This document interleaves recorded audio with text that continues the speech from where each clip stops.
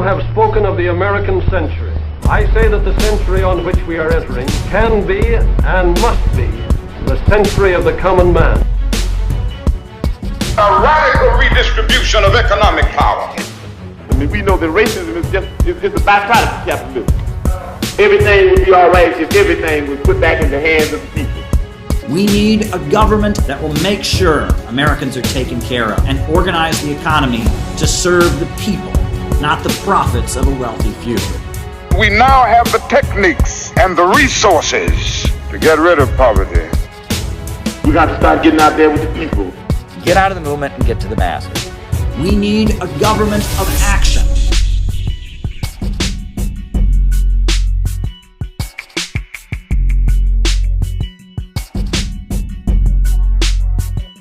So I remember when I was younger, teenager, I got interested in communism.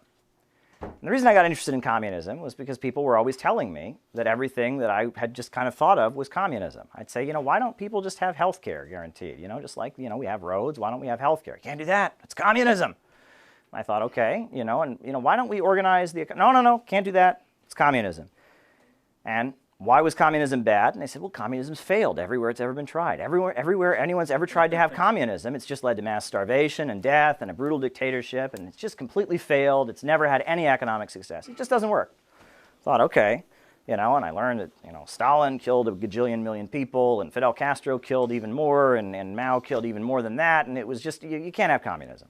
But I was fascinated by the idea that maybe we could have a more rational society. So I went to the public library, and I got a book by Leon Trotsky, because I thought, Trotsky, Stalin killed him, right? So he's somebody who maybe he could figure out, he could teach me a way that communism might be good and not like this bad communism that we've heard about. And there was a book by Leon Trotsky that had a name, The Revolution Betrayed. And I thought, that's the book I'm going to read, because it says, The Revolution Betrayed. It's going to tell me how his communism is different than the other kind.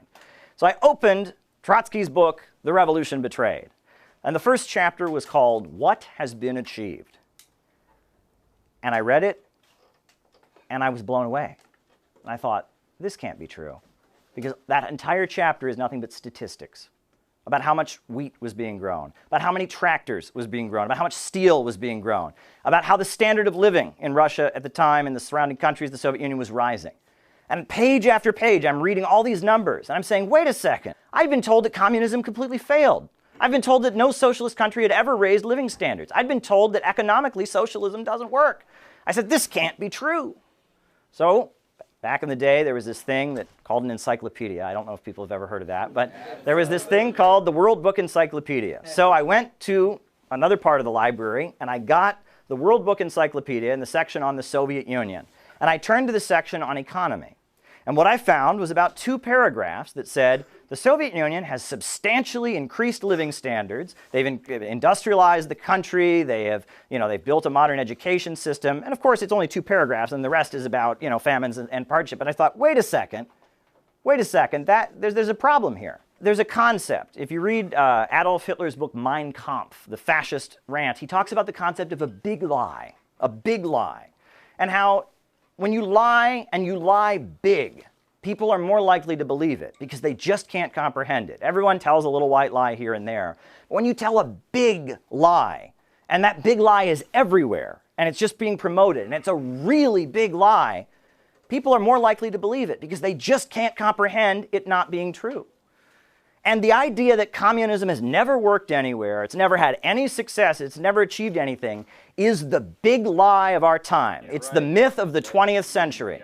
And it is hanging over all of our heads. If we cannot refute it, we have nothing. Amen. In the United States, when people go to you and you say, you advocate socialism or communism, they say, well, everywhere that's ever been achieved, it's completely failed. That's simply not true.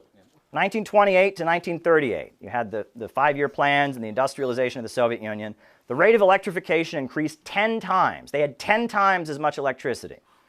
The coal production multiplied by 3 times. They built 20 new tramway systems, 80 new bus systems, and hospital beds in rural areas doubled. The USSR at that point had the largest tractor industry in the world. and the largest steel industry in the world. No country in the world, not the United States, not Britain, not China, no country in the world was producing more tractors and more steel than the Soviet Union. They were also the top locomotive producing country in the world during this time, during the 1930s. And keep in mind, at that point, the rest of the world was having a Great Depression. The Great Depression was happening in the rest of the world. Louis Fisher, who wrote for The Nation, he said, "The Soviet frontier is like a charmed circle which the world economic crisis cannot cross. While banks crash, while production falls and trade languishes abroad, the Soviet Union continues in an orgy of construction and national development. The scale and speed of its progress are unprecedented." There's a PBS documentary called Red Flag 1917, and for that documentary they interviewed Tatiana Fedorova, and the full transcript of her complete interview is actually on the PBS website. They only put a snippet of a few things she said. Fyodorova was held up as an example to others.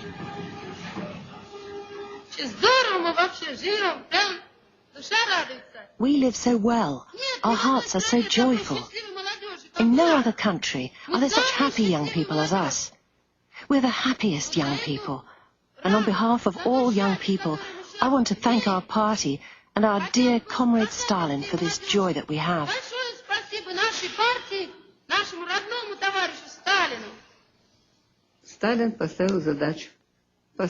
Stalin set a task. Build this or build that. And thanks to the fact that people trusted him and this enthusiasm of young people, it was possible. Remember, this was a country where people were illiterate, lived in virtual darkness, wore birch bark shoes. Even now, I think it's like something out of a fairy tale. How was it possible at one of the most difficult times to raise these great construction sites? It was only possible through the unity of the people and the love of the people for their idol. Because for us, Stalin was an idol.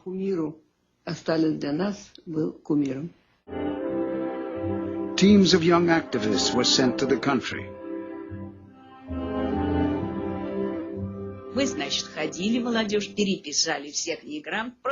We went from house to house in search of illiterate people. We made a note of their names. We then found suitable rooms to hold classes in. Learning to write would open new doors for those trapped at the bottom of society. One woman who couldn't attend classes because of her child at home was helped by Anastasia Denisova. Я сказала, что вот тебе учебник, вот будешь заниматься. I said, here's a textbook for you. I'll come to you so you can learn to read at home. I remember vividly that when the baby cried, she carried on writing with one hand while she rocked him with the other. She was so keen to study. I'll always remember her striving for knowledge and enlightenment. It was immense.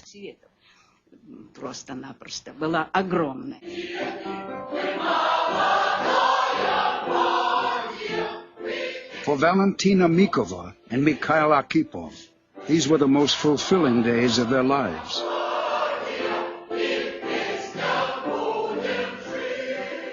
На строительстве домен был один экскаватор. И то плохой. There was one excavator at the blast furnace building site, and it wasn't always reliable. So we dug all the foundations by hand. Понимаете, The trench would be teeming with people. One takes the earth, throws it to the level above. The second person throws it to the third to the fourth, up to 5 or 6 levels. That was how we got the earth out of the trench. Then it was taken away in wheelbarrows. We worked in such a friendly way. It was such a good time. There wasn't so much to eat, we weren't well dressed, we were simply very happy. Happy because we were making our personal contribution. And they asked her about what was her proudest moment. And she said it was when the first train went by. It was when the noise of the motor of the first train went by in this clean tunnel, which we had until then only seen ordinary little carriages. You can't compare that feeling to anything. The construction workers who felt that will feel it forever. No one was forced to do it.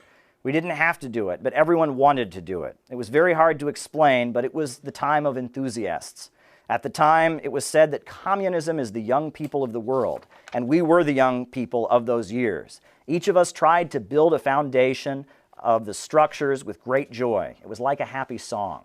Many countries repeated this process. Romania, for example. This is a great source, right? I always joke that there's two media types in the United States. There's the media that's meant for like mass consumption to tell us what to think. And then there's like the media that the capitalists actually use to like make their business calculations and decisions. And if you want a good source on the history of socialist construction and its successes, I would encourage you to check out the Library of Congress, U.S. Library of Congress Country Studies. For example, Romania was a socialist country. Between 1950 and 1971, the number of hospital beds per 1,000 people in Romania more than doubled. The number of doctors per 1,000 people increased by 25%. The infant mortality rate was reduced by more than 75%. In 1945, only 27% of people were able to read and write in Romania.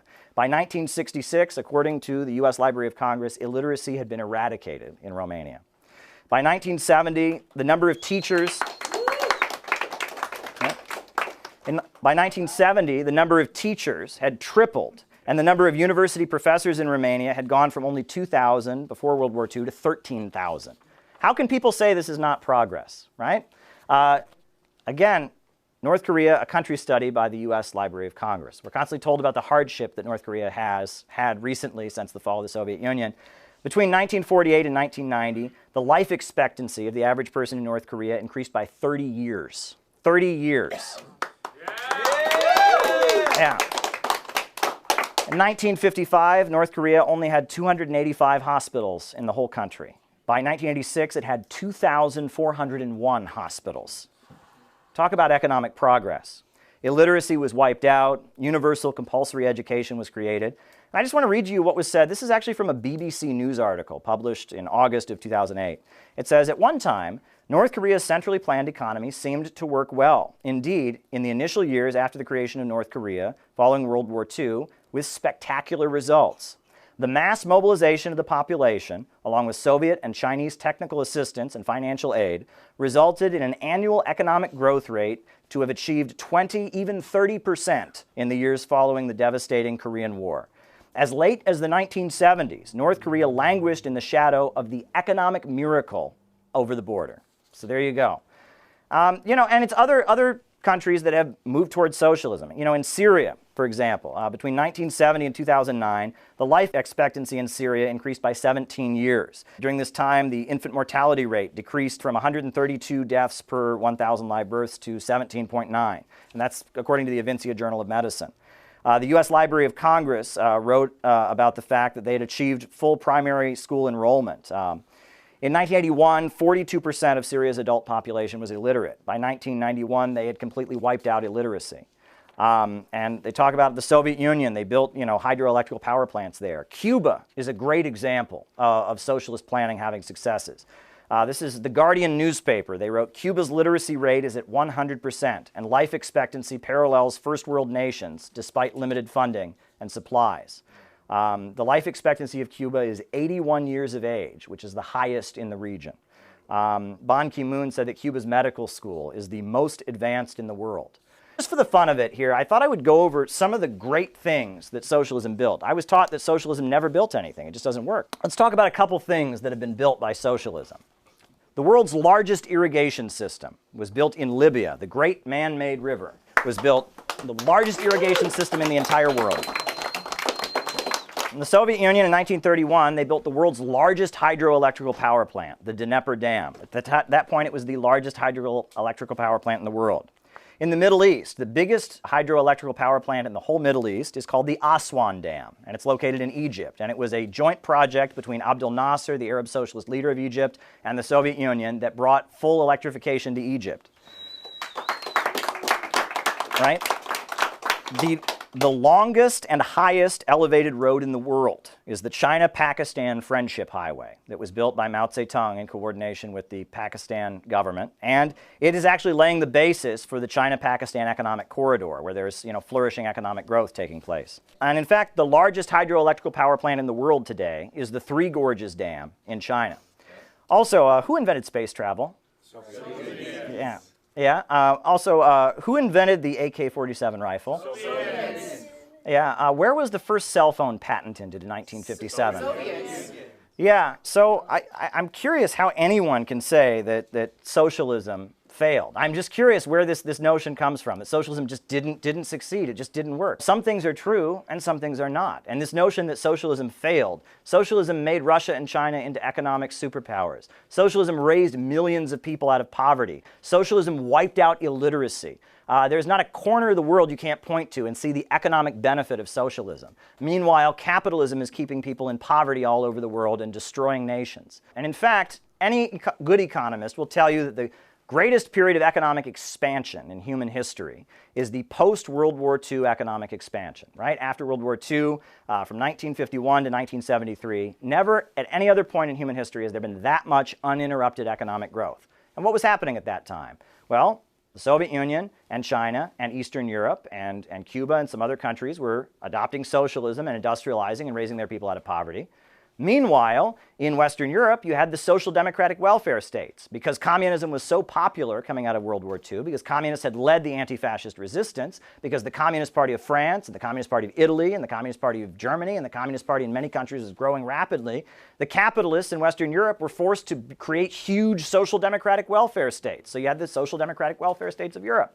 And in the developing world, in the countries that were not already moving towards socialism, you had the rise of military juntas and Bonapartist regimes like Park Chung-hee in South Korea, like the Shah of Iran, and these very heavily state-controlled economies were also seeing rapid economic growth. So this idea that the free market is necessary to create economic growth is absolutely ridiculous. In fact, the period of uninterrupted economic expansion is probably the period where there was the least free market activity in the history of capitalism. So libertarians simply don't know what they're talking about. So after the Bolshevik Revolution, you had the creation of the Third International, right? The Communist International, or Comintern, right? Karl Marx had formed the International Working Men's Association, and that had collapsed due to fighting between Marx and the anarchists.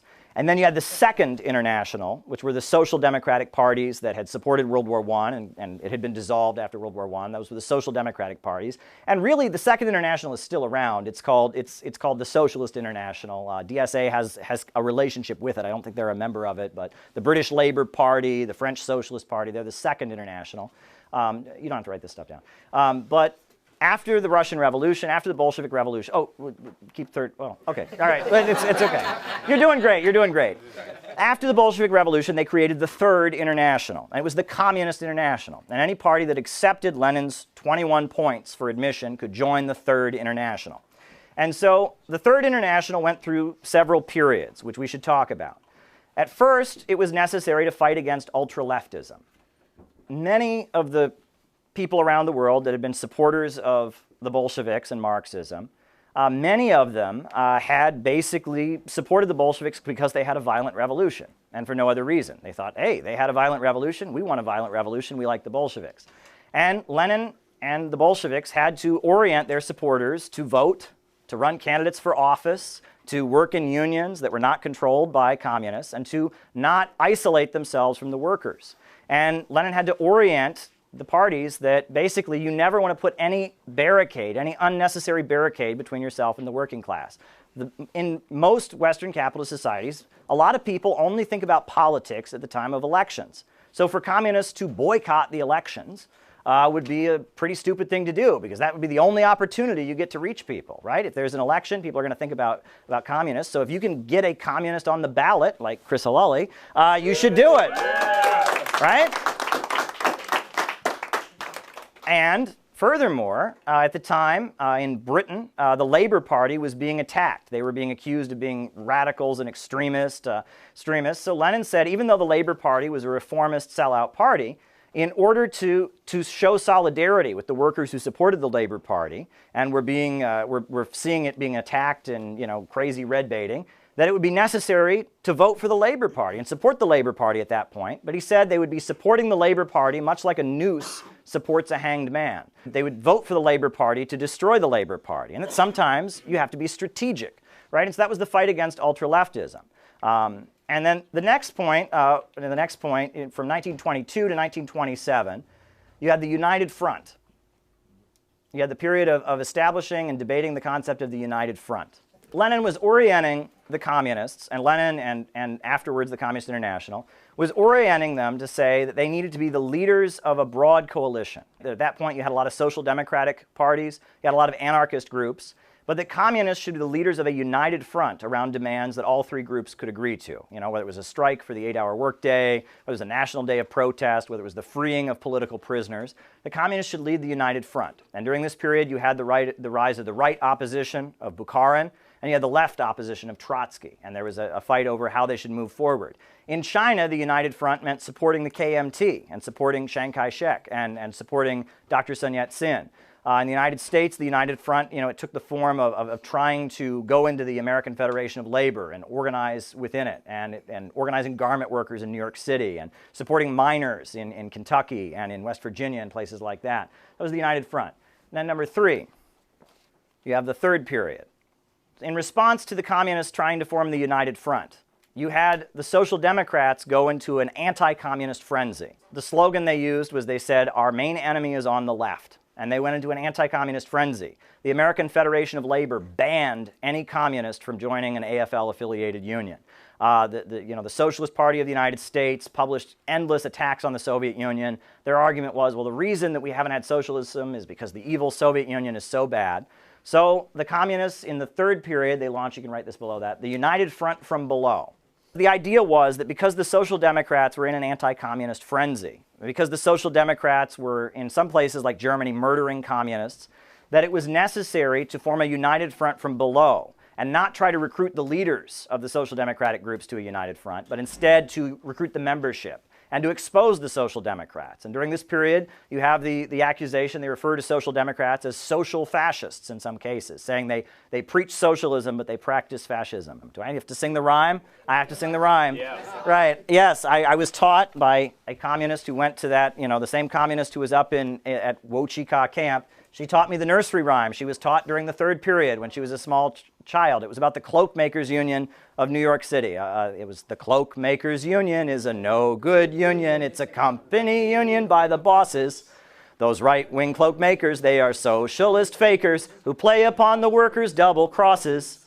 The Hill quits Dubinsky's and the Thomases. They're making the workers false promises. They preach socialism, but they practice fascism to preserve capitalism for the bosses. One more time, everybody, right? Right, we're ready? All together now.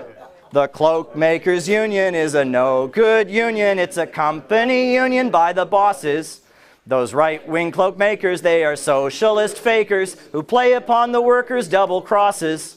The Hill quits Dubinsky's and the Thomases are making the workers false promises. They preach socialism, but they practice fascism to preserve capitalism for the bosses. Hoo-ha!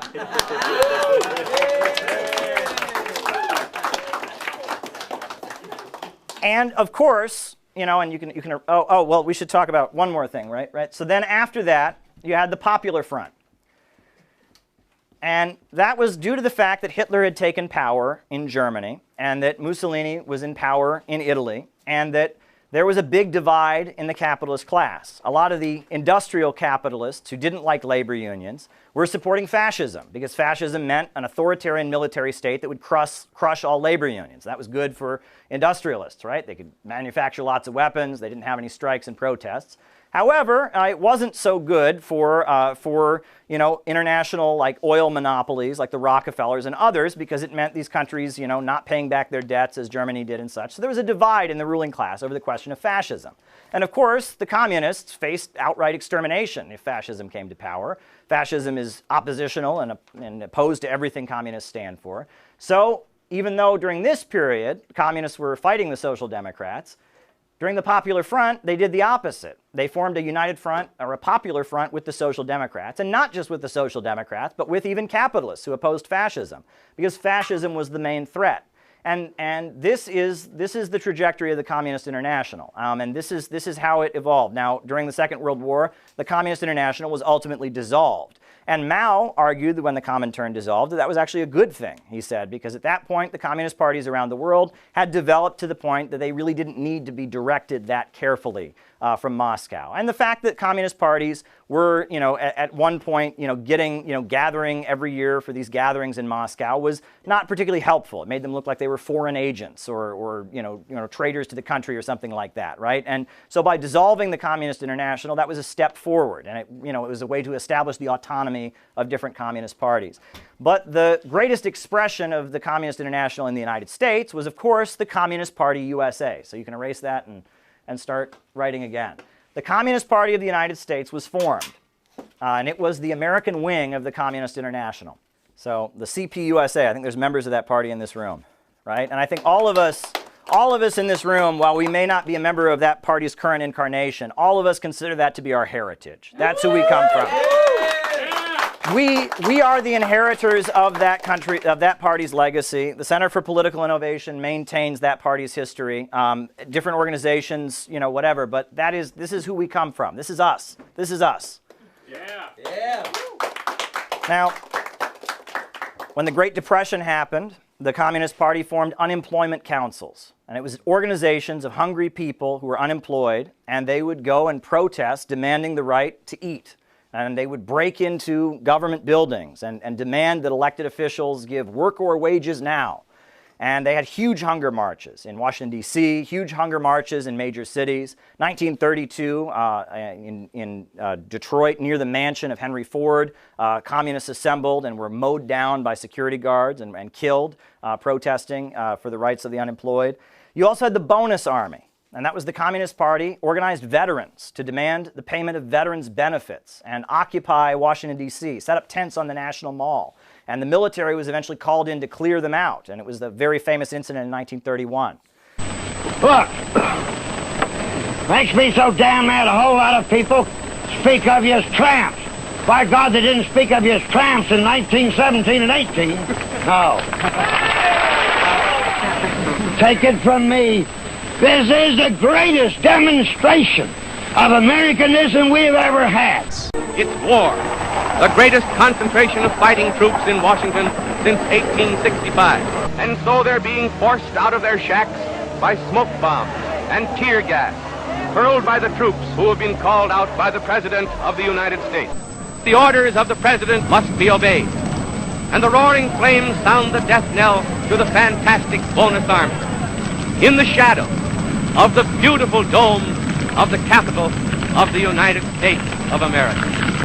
Now, because the Social Democrats were not allowing the Communists to be part of the American Federation of Labor, they formed their own labor coalition called the Trade Union Unity League, the TUUL. With the TUUL, they were able to organize the unorganized. They organized coal miners. They organized sharecroppers in the South, textile workers. These were communist unions. The TUUL, there were 10 points of unity for the Trade Union Unity League. One of the points was defense of the Soviet Union, and another point was the establishment of socialism in the United States. These were communist-controlled unions. In 1934, you had the strike wave. So in 1934, the summer of 1934, the Great Depression is on. Roosevelt is president.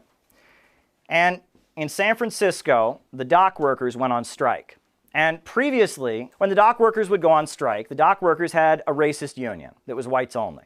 And so when the dock workers would go on strike, the white dock workers would go on strike, black workers would be hired as replacement labor, and that was that.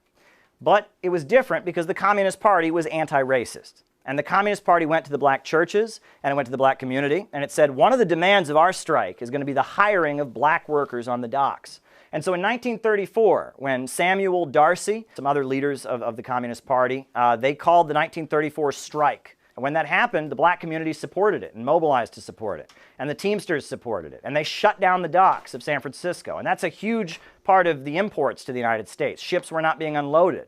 And it caused a national crisis. And ultimately, the bosses were forced to surrender and recognize the International Longshore Warehouse Union, the ILWU, which is still today one of the most radical unions in the country, created by the Communist Party. with their anti-racist policy, because they got away from the whites-only policy. Now, also that summer, you had the Minneapolis Teamster strike, right? A broken clock is right twice a day. The Trotskyites did one good thing, and they did the 1934 Teamster strike, and they shut down Minneapolis, right? Yeah, so there you go. And also, in addition to that, you had in Toledo, Ohio, you had the Auto Light strike. That was members of a group called the Workers' Party of America, as well as the Communist Party USA. They shut down Toledo, Ohio. In the summer of 1934, they declared a national state of emergency in the state of South Carolina because the textile strike was going on and the sharecroppers were on strike as well. And the National Guard was called out in South Carolina. So it was a summer of chaos in 1934, and the country was on edge of revolt. Roosevelt was very much fearing a military coup against him, and he needed to have folks support. He needed to calm people down. So in 1935, you can write this down, 1935, they passed the Wagner Act, which legalized labor unions. So it's really because of the hard work the Communist Party did that the labor unions are even legal in this country. So they passed the Wagner Act in 1935, and the Wagner Act made it legal to be a member of a union. And the AFL was the main labor federation. But the AFL did not want to organize industrial workers, right? They had this policy. They only organized skilled workers. They were very reluctant to organize industrial workers. But there was a man who was a member of the AFL, John L. Lewis, leader of the miners' union. And John L. Lewis, 1936, he was at a convention of the AFL, and he was arguing that they should organize industrial workers, and the head of the carpenters union did not agree with him and insulted him, called him a nasty name, so he punched him in the face. And then he led the CIO, the Congress for Industrial Organizations, to walk out of the AFL convention and form a new labor coalition called the CIO. But what made the CIO different than the AFL was first that they wanted to organize industrial workers. Second, though, they had no ban on communists, and they hired almost exclusively Communist Party organizers to organize the CIO. So you can write 1936 CIO. And the CIO, the Congress for Industrial Organizations, it had no ban on communists, and they, starting in Akron, Ohio, started a policy of engaging in what they called sit-down strikes. Normally when there's a strike, workers are outside with signs, etc. Well, the CIO had a different policy, and they occupied the factories. They sat down. They seized the machinery. It was a sit-down strike. And the most famous sit-down strike started in late December of 1936 to 1937. It was the Flint sit-down strike. And John L. Lewis, these workers in this plant, this auto plant, had seized their factory.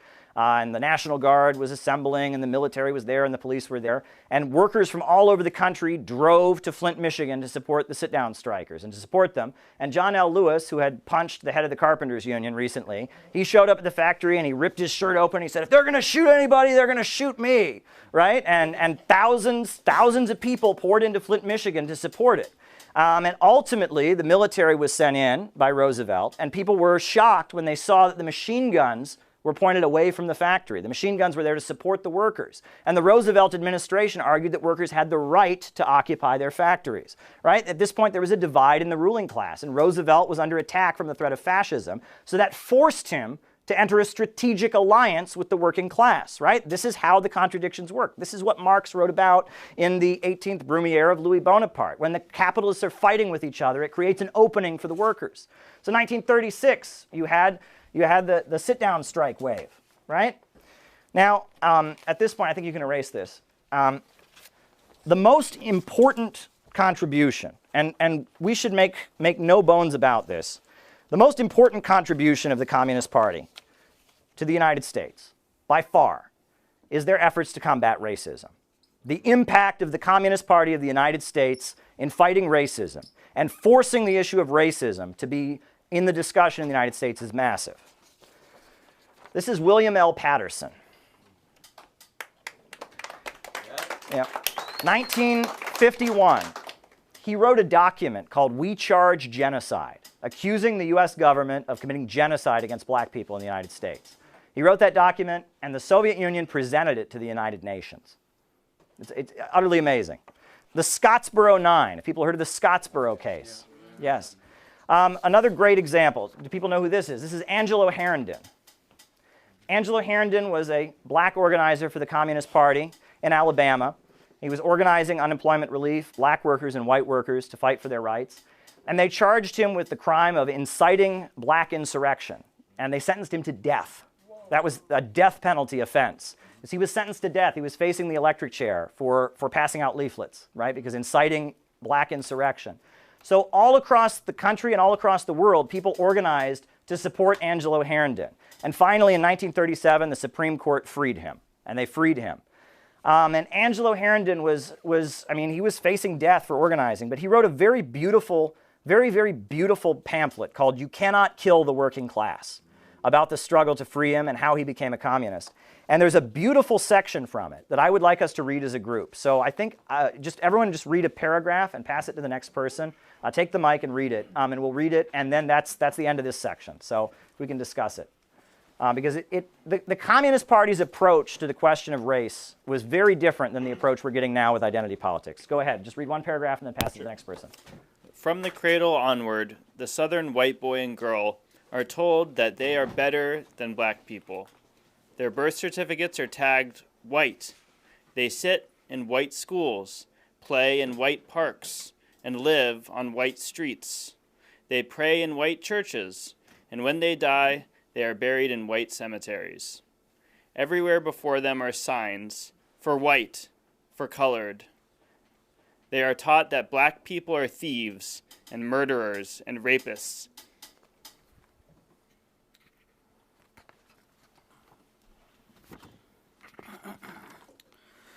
I remember especially one white worker, a carpenter, who was one of the first people I talked to in Atlanta. He was very friendly to me. He came to me one day and said that he agreed with the program, but something was holding him back from joining the Unemployment Council.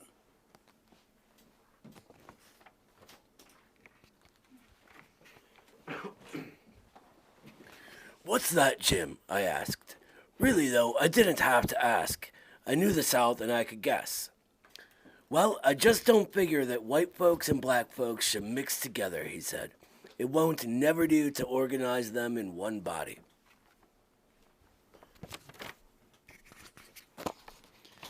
I said, "Look here, Jim. You know what? The carpenters and all the other workers get a darn sight less pay for the same work, and at the South than they do in other parts. Did you ever figure out why?" He hadn't. "Well," I said, "I'll tell you why. It's because the bosses have got us all split up down here. We Southern workers are as good fighters as there are anywhere, and yet we haven't been able to get equal wages with the workers in other places, and we haven't gotten any rights to speak of. That's because we've been divided.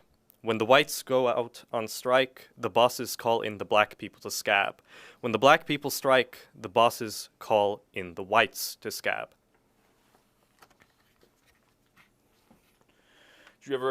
Did you ever figure out why the unions here are so weak? It's because the whites don't want to organize with the black people, and the black people don't trust the whites. We haven't got the simplest human rights down here. We're not allowed to organize, and we're not allowed to hold our meetings except in secret.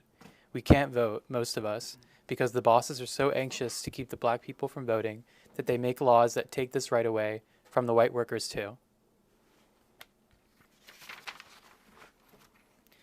We Southern workers are like a house that's divided against itself. We're like an army that goes out to fight the enemy and stops in the way because its men are all fighting each other.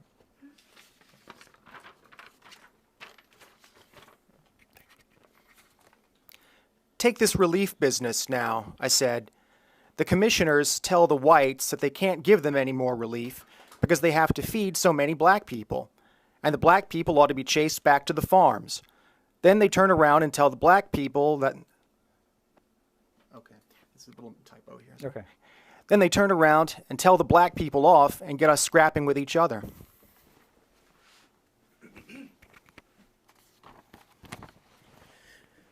Now suppose the white unemployed and the black unemployed all go to the commissioners together and say, "We're all starving, we're all in need. We've decided to get together into one strong, powerful organization to make you come across with relief." Don't you think that'll bring results, Jim? I asked him. Don't you see how foolish it is to go into the fight with half an army when we could have a whole one? Don't you think that an empty belly is a pretty punk exchange for the honor of being called a superior race?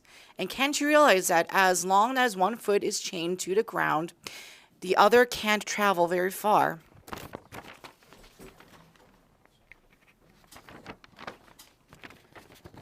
Jim didn't say anything more that day. I guess he went home and thought it over. He came back about a week later and invited me to his house. It was the first time he'd ever had a black person in the house, and as a friend, an equal. When I got there, I found 2 other black workers that Jim had brought into the Unemployment Council. About a month later, Jim beat up a rent collector who was boarding up the house.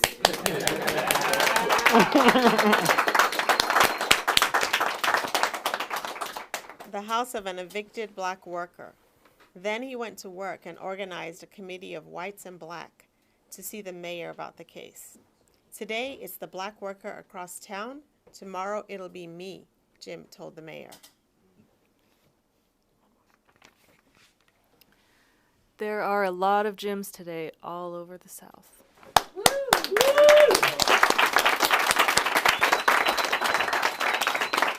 There's a book that is required reading in many U.S. schools, and it's called To Kill a Mockingbird. Have folks ever heard of this book? Yes. Well, it's a well-written story. It's nice and touching, but it's also liberal bullshit, right? Because at the end, the way the book portrays it is that, the black people are portrayed as just kind of inferior, helpless victims who can't possibly fight for their own rights. The white people are portrayed as, the poor white people are these dangerous, racist rednecks. And the hero is a wealthy white lawyer who just has a heart of gold and holds back the ruthless whites to protect the poor, innocent black people. And the book takes place in the 1930s. But what it's really about is the mindset of the liberals and Democrats that advocated civil rights in the 1960s. But it has nothing to do with what the Communist Party did during the 1930s. They had a very different approach. It was black and white, unite and fight. And the understanding was by fighting for the rights of African Americans, the entire working class would advance. And the struggle against racism was to advance the entire working class, right? And that all workers gain by destroying racism. That was the Communist Party's approach. And that was a very different approach than what's being promoted nowadays. And so I just wanted to end this section with that kind of anecdote and Angelo Herndon's thing. So, but let me just add one thing, that the birth of the modern civil rights movement was in 1954. There was a brutal incident called the lynching of Emmett Till, right? Where Emmett Till was a young African-American man, and he was accused of whistling at a white, well, he was underage, yes, 14, I believe, right? And he was accused of whistling at a white woman. And because of that, he was brutally killed. And at his memorial, the mother allowed his body to be photographed. And it was the Soviet Union that took that picture and sent it all over the world and showed the world this picture and showed the world what the United States was really about. And it was the Soviet Union embarrassing the United States and saying, you claim you believe in democracy and freedom. Look at that. It was that forced American capitalism and the Kennedys and the northern wing of the Democratic Party to start organizing around civil rights. But before that, it had only been communist. It had been the Civil Rights Congress. It had been William L. Patterson. It had been Paul Robeson. The communists were known as the one group that would fight racism in the United States. So I come from a really small town in Ohio. And in my really small town in Ohio, we had the archives of the town's newspapers going back to the 1950s. And I will never forget my history teacher bringing me an article from my little town's newspaper from about 1950. And the article, the headline was, "Take That, Uncle Joe." And what it was that the first black family had bought a house in my town. And the article was saying, Stalin says America is racist, but look, we've allowed this black family to have a house in Orville, Ohio. And, and you read the article, and it's all about how Stalin is just completely wrong because a black family has a house in Orville, Ohio. That's the role that the Communist Party and the Soviet Union played in American history. And you cannot say that that's a small role, and you cannot equate communists with fascists and the far right, as is routinely done by some phony voices out there. This is our history, this is our legacy, and we should be very proud of it. And on that note, let's have some discussion. All right, so in the Appalachia region, in what year was it? Like what was 28, 29? 21 was, I think it was 1921. Anyway, 1920s, regardless. So, yeah. Right, so there's already a big culture of uprising, of resistance. It's happening all over the world. There's positive press coverage. All of this, you got to understand that. We're in a big coal area in Appalachia, and there's, the West Virginia coal mines, I think probably was the coal capital of the United States at the time. I'm trying to think what county it was. Was it Blaine? Harlan? No. Yeah. Regardless of what county it was, there were miners trying to form a union. Of course, at this time it wasn't legal, as we've just learned through the Wagner Act. However, the local sheriff was defending the right to organize a union. He refused to arrest labor leaders. He refused to shut down the union. A genuinely good sheriff. And so what happened? He was killed. Yeah. He was shot. The sheriff was killed. And new now, labor leaders are being arrested, striking miners are being thrown in jail, scabs are being brought in on the trains. And so what happens? The miners like, to hell with this. They go home, they get their hunting rifles, they all meet back at the mine, and they decide, we're going to march to the Capitol, we're going to hang the governor from a sour apple tree, and we are going to have a goddamn union. Yeah. And so they start marching, and every car they meet, every train, they stop it. They stop every train that comes through. They take the munitions, the supplies. They raid other police stations. This is like 3,000, 4,000, 5,000 coal miners walking to the Capitol, which would be Richmond. What's the capital of West Virginia? Charleston. Yeah, marching to Charleston to kill the governor, to hang him, have a show trial, and get their goddamn union. And so they're stopping trains, they're raiding police stations, and they're gaining more support because miners in other towns, sympathizers, whatever they may be, are saying, okay, you know what? Hell, this is pretty fucking cool. And they join in, and they keep marching. Eventually, they get up into the mountain areas of Appalachia, really deep into the mountains. President Harding is forced to call in the National Guard.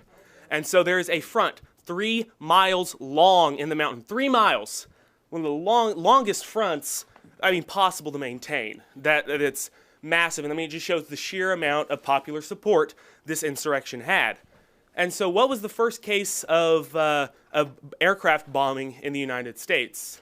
It was the Battle of Blair Mountain, right? Wow. There aren't bombers, so the planes would fly over and they drop literal bombs, grenades, government, Pinkerton planes. Yeah. It was the miners against the capitalists and the United States government side of the capitalists mining owners to drop bombs and shoot the biggest problem with this was the fact that it wasn't aimed at who it should. It was aimed at just specifically the owner of the coal mine. There was no ideological guidance. It wasn't, okay, the enemy is the government that is protecting. It was very misguided, and that was the issue without having any sort of leadership, any sort of strong line that united people. It fell apart very easily because it didn't know what it was attacking. And so, that's the history of Blair Mountain, and I'm pretty damn proud of it.